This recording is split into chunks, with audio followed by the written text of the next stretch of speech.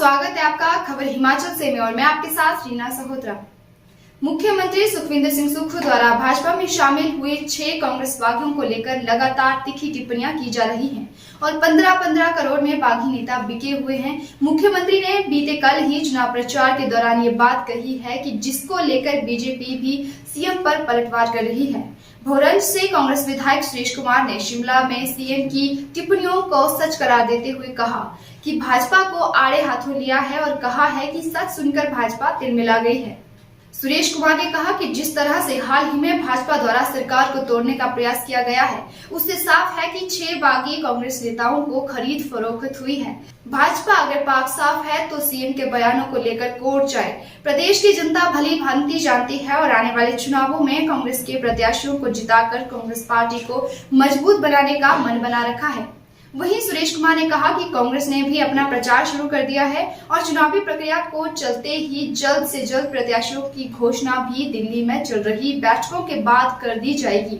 वहीं निर्दलीय विधायकों को लेकर सुरेश कुमार ने कहा कि उन्हें इस्तीफा देने की आवश्यकता नहीं थी, वे बाहर रहकर भी भाजपा को समर्थन दे सकते थे, लेकिन उनकी मंशा भी कुछ और ही है। विधानसभा अध्यक्ष इसको लेकर जांच कर रहे हैं और कानून के दायरे में रहकर फैसला लेंगे। देखिए, चुनाव का माहौल है और भारतीय जनता पार्टी भी और कांग्रेस पार्टी भी चुनावी समर में उतर चुके हैं।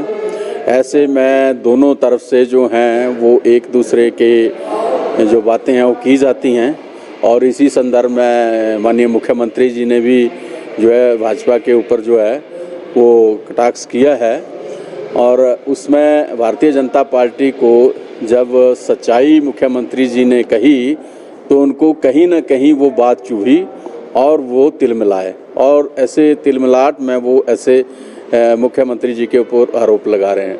जबकि मुख्यमंत्री जी ने स्पष्ट कहा है कि जो घटनाक्रम इस प्रदेश के अंदर पिछले दिनों में हुआ है उसमें खरीदो फरोख्त की जो शंका है वो 100% है।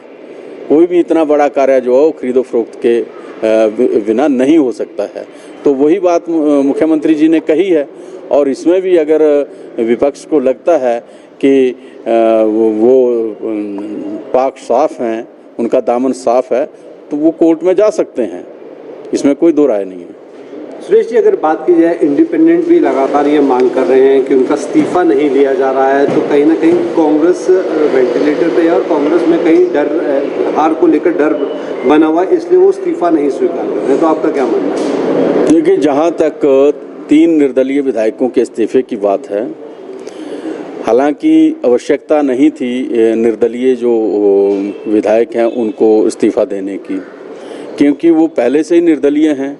वो किसी भी दल में जो हैं वो बाहर से अपना समर्थन दे सकते थे। जैसा उन्होंने पहले कांग्रेस को दिया था तो कांग्रेस से उनका समर्थन वापस हुआ, जो उन्होंने वोट जो था वो भारतीय जनता पार्टी के उम्मीदवार को डाल दिया, तो वो फिर अपना जो भारी समर्थन है वो भाजपा को वैसे भी दे सकते थे। लेकिन उससे भी आगे बढ़ते हुए वो बिना वजह से जो 6 विधायक भारतीय जनता पार्टी ने हमारे तोड़े, उनके साथ 1 महीने तक अलग अलग जगहों में घूमते रहे। कभी वो पंचकुला में रहे, कभी वो ऋषिकेश में चले गए, कभी वो हरिद्वार में चले गए और कभी वो गुड़गांव में आ गए।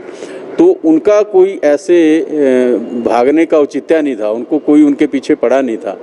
तो जब इस घटनाक्रम का पटाक्षेप हुआ तो उन्होंने भी भारतीय जनता पार्टी की सदस्यता ग्रहण कर ली उन 6 विधायकों के साथ जो कांग्रेस को छोड़ के गए थे।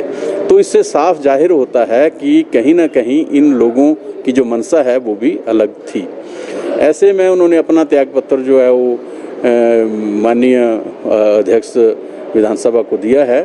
अब विधानसभा अध्यक्ष जो है उसका निरीक्षण कर रहे हैं, जो भी कानून है उसके दायरे में वो उसका विश्लेषण कर रहे हैं और जो सही होगा वो उसको करेंगे।